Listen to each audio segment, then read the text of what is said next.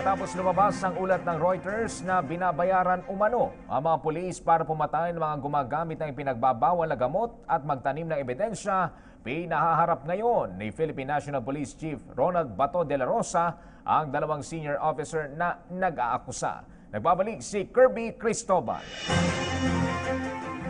Pinaharap ngayon ng personal ni PNP Chief Police Director General Ronald de la Rosa ang Active Duty Commander at Retired Police Intelligence Officer. Ito'y matapos na lumabas ang ulat sa Reuters kaugnay ng mga aligasyon ng dalawang senior officers na binabayaran ng mga pulis para pumatay ng mga drug addict, magtanim ng ebidensya at palabasin ng mga vigilante ang may pakana ng patayan. Sa naging panayam sa hepe ng pambansang pulisya, sinabi nito na wala siyang pondo para sa mga ganyang gawain. Kung meron kayong legitimate na grievances, meron kayong ebidensya, present ninyo. At harapin namin yan na punto por punto. Huwag yung magtatago kayo dyan at gamitin yung media para siraan yung organisasyon namin. That's very unfair. Dagdag pa ni De La Rosa, maraming pulis ang namamatay at nasusugatan sa kanilang anti-illegal drugs operations, kaya't hindi magandang marinig na may ganitong aligasyon sa kanilang hanay.